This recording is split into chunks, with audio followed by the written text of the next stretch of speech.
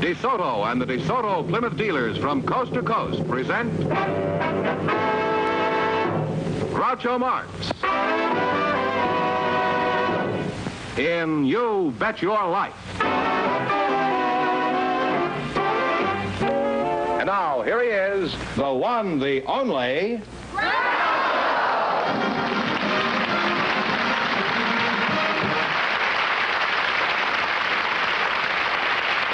Well, here I am again with a chance for each of our couples to win up to $10,000, and if any of them say the secret word, they'll win an extra $100. This is the word right here. Okay, Duck, back to the cornfield.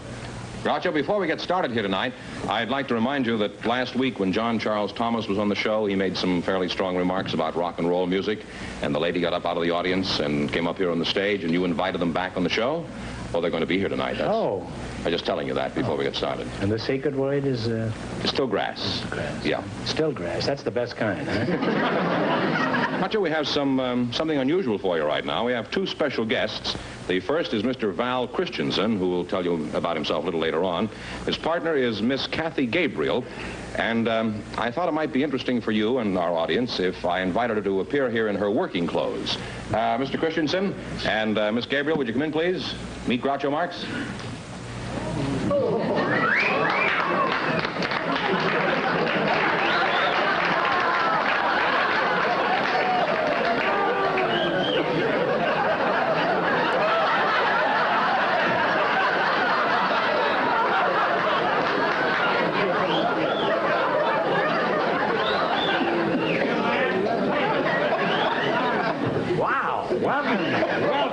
Welcome to you.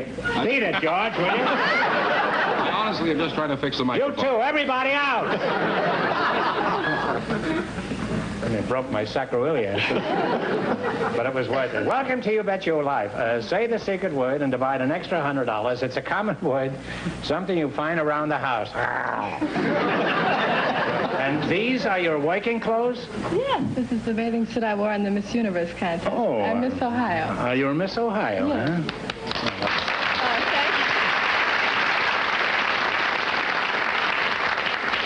You say you're Miss Ohio? Yes. Well, if you keep wearing that outfit on these cold nights, it's going to get a little chilly around Cincinnati. Kathy, you just stand there for a minute. I have certain moral obligations to your partner. My obligations to your partner, I predict, will be discharged in about 2 seconds. I would think so. You're Val Christensen? Yes, I am. Well, that's enough out of you. Now, how did you get here, Mr. Christensen? I just walked in with Miss Gabriel. You just walked in with her? That's right. So what? It's who walks out with her that counts. No wonder I would be surprised. I do too. Val, you have a slight accent. Where are you from originally? Kalundborg, Denmark. Where? I was born in Kalundborg, Denmark. Kalundborg? 52 miles from Copenhagen. Oh. Well, Denmark is a wonderful country. It's one of the most progressive countries in Europe. They're getting a lot of American tourists there, aren't they? Yes, sure are. And it's getting to be one of your biggest industry, and you sure need your money over there. You're the greedy type, aren't you? Well, what do you do there in Denmark? Well, I'm mayor of Cheyenne, Wyoming now.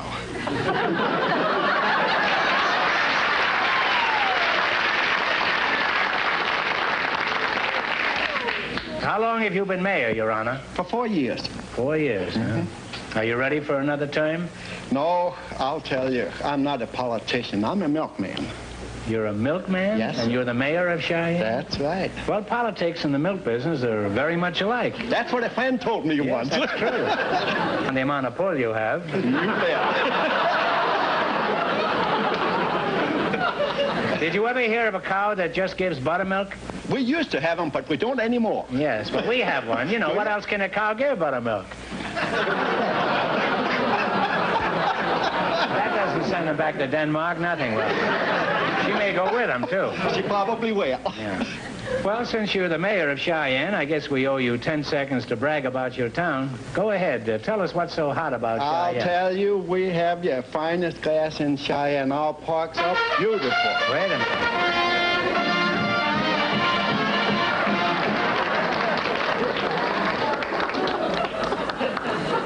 Are you here again? Yeah, I'm here again. Say, how do you like this job? How do you like being a duck? Mr. Marx, this is the most ridiculous question you ask me, how I like the duck. I don't. I hate it. You're afraid I may steal it, the money. You No, I'm afraid you might steal that. I don't care about the money. It's $50 for you and $50 for you. Oh, The secret word tonight was bathing suit. thank you. And up she goes now. I cannot lift myself. They must You can't? lift me. Come on. Will you take the duck away, please? Thank you very much. Goodbye. Goodbye. Goodbye. Arrivederci. Arrivederci. I'll be there.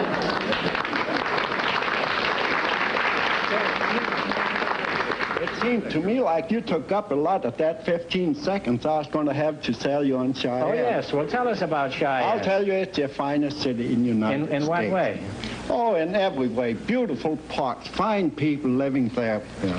We have the best hunting and fishing of any state. Best hunting and fishing? Fishing, that's right. We hunt elk, deer, antelope, and bear.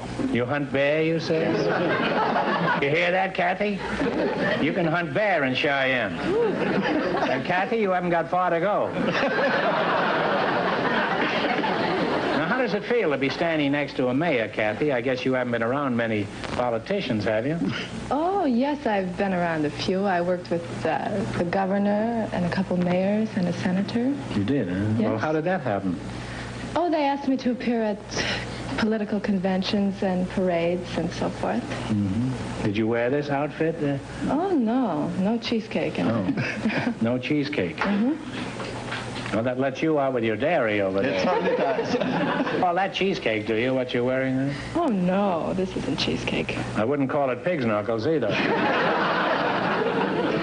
Well, you're a charming couple, and as you walk down the pathway of life, hand in hand, I wish you every happiness. It doesn't quite fit, Mayor, but... No, it's still a good line. No, I had it left over from a young married couple last week. And we don't waste anything up here. It's like the Swift Packing Company. Mm-hmm. All right, well, let's play You Bet Your Life. Now, you keep your eyes right here. All right, now, these are all well-known sayings. I'll give you part of the saying, and you give me the rest. If you miss 2 in a row, you're out. If you get 4 in a row right, you win $1,000. Are you ready? And before you answer, talk it over. Mm-hmm. Nothing is certain in this world. Except death and taxes. Except death and Death and taxes. taxis, that's right, yes. You have one right. Taxes. Are you ready? Still water. Runs deep. Oh, Runs deep. Handsome is... As handsome does. You have 3 right now. Get the next one right, and you'll have your $1,000. What can't be cured... Must be endured. By cracky, you've won the money, eh? 4 in a row.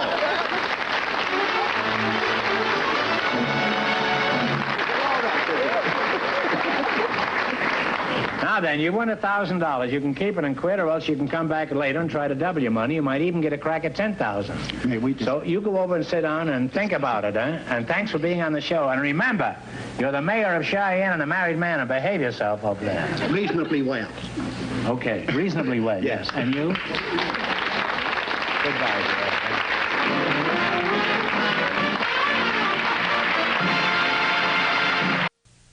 Well, Groucho, John Charles Thomas, who made some very interesting remarks about rock and roll music last week on our show, and Miss Roberta Renee, who was in our audience and took exception to this, and you invited them back again to continue right. the fight. Well, they're here now, so folks, come in, please, and see Groucho again right now.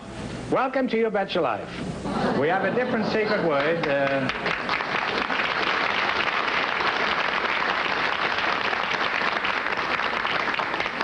Welcome to You Bet Your Life. We have a different secret word than we had when you were here last. And if you say it, you'll divide an extra $100. It's a common word, something you'll find around the house. John Charles Thomas, we found out about your history last week, so let's find out something about Miss Renee. Is that the way you pronounce it? Yes, Groucho. Renee's background. Should I call you Roberta or Miss Renee or what? They just call me Renee Groucho. Renee Groucho. Well, that's a very nice name. Now, where are you from, Miss Groucho? I was born in Kansas City, Missouri, Groucho, at the very early age of 4 weeks. You were born at the age of 4 weeks? Well, that's quite a trick. My mother and father and I moved to Waterloo, New York, and made our home there because my father was associated with the Geneva, New York Preserving Company. Do you have a job, Renee? Yes, Groucho. What do you do? I'm a musician. I play the piano at George Radovich's Ocean Beach Bowling Center in the cocktail lounge, which is called the Arizona Room. And then sometimes... Where is this? In San Diego. Well, Fenneman introduced you as Miss Renee. I assume you're single. Are you interested in matrimony? I'm a woman. Well, even with these cheap eyeglasses, I didn't think you were Sonny Tufts. That's besides the point, though. I say, are you interested in matrimony? Indeed I am, Grouch. That's the kind of an answer I want to hear. Now, have we overlooked anything? Do you have any other interests? Well, you haven't mentioned Elvis Presley. I seldom do, unless I stub my toe.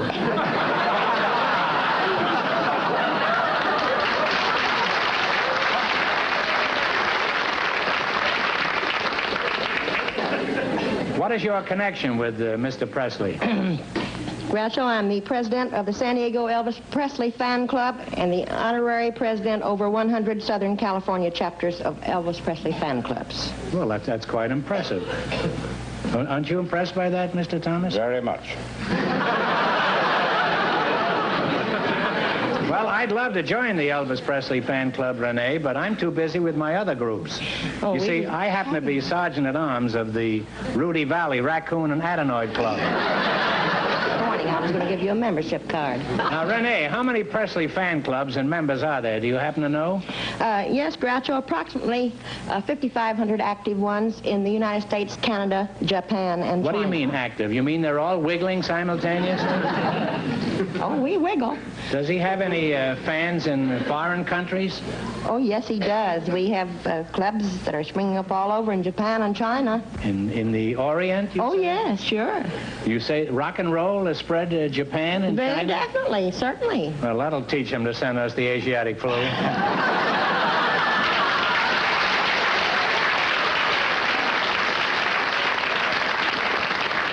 America strikes back. Now, does your fan club serve any useful purpose? I mean, do you ever do anything worthwhile for Elvis?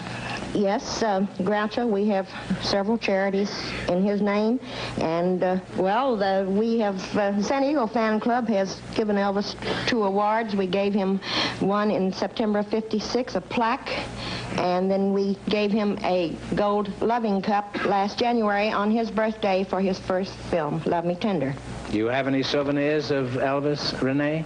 Oh, I'm just loaded with them, Groucho. I can't hardly get in and out of my room. I brought a few with me. What have you got there? Oh, I've got some Elvis Presley teddy bear perfume, and this is the sexiest stuff. And I have a guitar pick, which I stole. And I have this part of this button, which was from the MGM Pass when I visited Elvis last June. Well, that's a nice thing to have. Well, it certainly is. Anything that looks like him is a nice thing to have. And I also finagled around, and I have 2 locks of his hair. You have locks of his hair? Do you have any cream cheese to go with it? No, but I want to tell you something else I have, too, which is my very greatest prized possession. And that is the red and white Western outfit that he wore in the picture Loving You when he sings Teddy Bear. And I wouldn't take $1 million for it. In fact, it's insured. Now, John, last week you gave us an opinion of rock and roll that wasn't exactly flattering.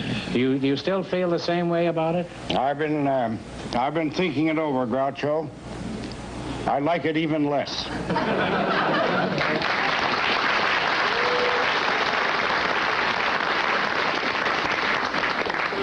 Well, give us your side of the story. What's good about rock and roll music? Well, Groucho, the way I feel about rock and roll, I think it dates clear back to very early New Orleans, Dixieland, jazz, pop, bop, right on up through rock and roll, and I certainly think that rock and roll is a combination of folk song.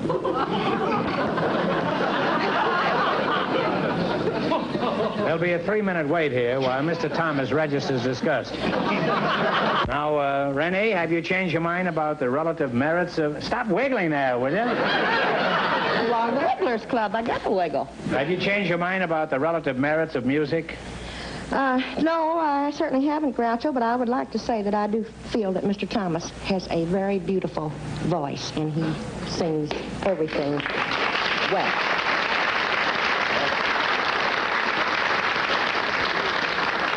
Well, Renee, if you're thinking of switching your affections from Elvis to John, forget it. If John gave you even one lock of his hair, he'd be out of business.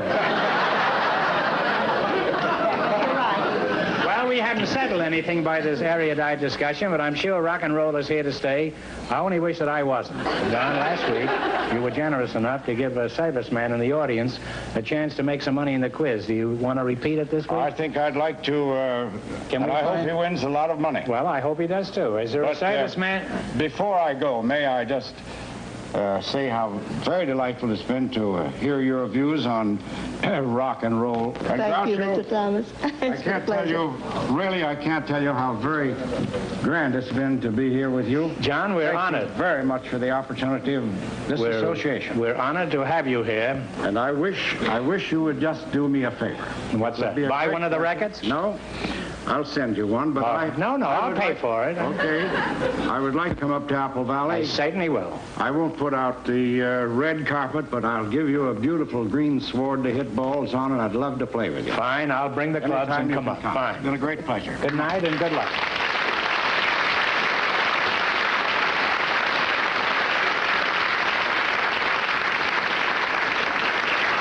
Can we find a serviceman out there who would like to win some money?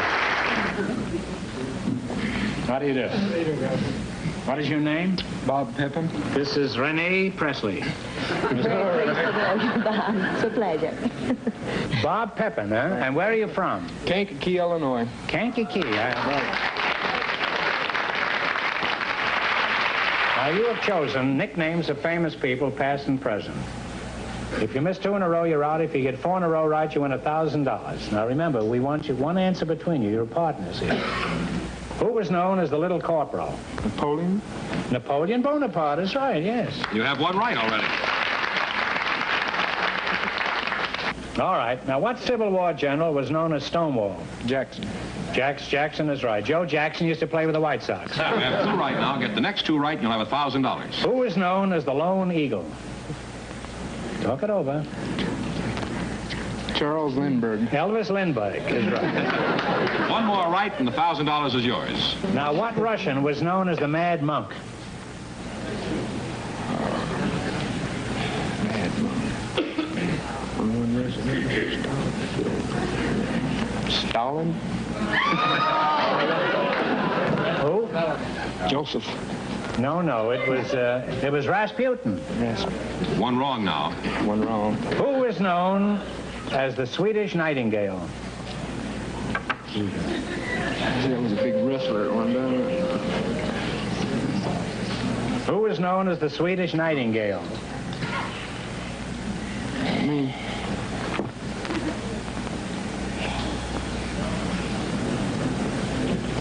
You should have known this. You're a musician. Well, the time is gone. It's Jenny Lind. Oh. And you now have 2 wrong, so you're out of the game. I'm Don't sorry. you know she was... what's that? I said they have 2 wrong. You put them out of the game already? Well, I didn't personally. That's just the scoring here. Well, I'm sorry to hear that, because they're a nice couple, and they might have got married if they'd have won some money. All right, you get this right, and you're going to get $100, and this is a very tough question, and we don't want any help from the audience at all. Who was president during the Coolidge administration? Calvin Coolidge is right. I'm sorry you didn't win more money, but thanks anyway for being with us. You bet your life. Thank you, Groucho. And be sure to give my regards.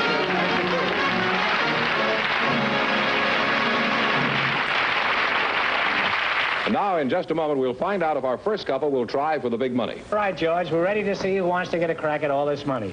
Will you bring out that first couple? Mayor Val Christensen. Never mind him. Bring her out. Kathy Gabriel, would you come out, please? I've had enough of that Danish mayor. Now, you won $1,000 so far. I forgot how great you look. Now, if you decide to try for the $10,000 and you fail, you're going to wind up with a total of $500. Now, what are you going to do? You're going Lady Luck's been with us so far. We think maybe she'll stay with us once more. Well, you certainly have a good mascot here. That's right. You are going to go for the big money, Yes. Now, get together and you pick a number from 1 to 10 and then spin the wheel. If any number, don't kiss her, Mayor, remember. If any number besides the one you picked comes up, this question is worth $2,000. However, if your number comes up, this question is worth $10,000. Now, what number do you want? Number 5. 5? Well, give it a turn.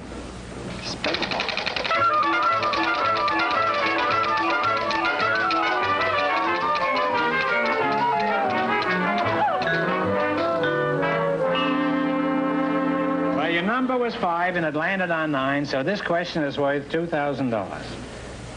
Andersonville was the Pulitzer Prize winning novel for 1956. For $2,000, who wrote Andersonville? Talk it over.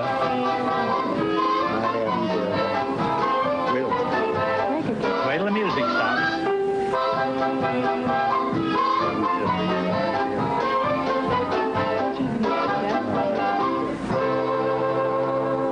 You have an answer? Lady Luck played us good. You don't know? No. Well, it was McKinley Cantor. That's Eddie Cantor's father. Well, I'm sorry you missed it, but you wound up with $500, so that isn't too bad. Congratulations, and thanks for being on the show. And I'll see you later. And I'll show him. Thank you.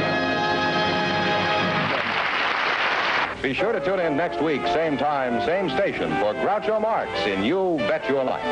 Brought to you by your DeSoto Plymouth dealer. And don't forget to listen to You Bet Your Life every Wednesday night on radio.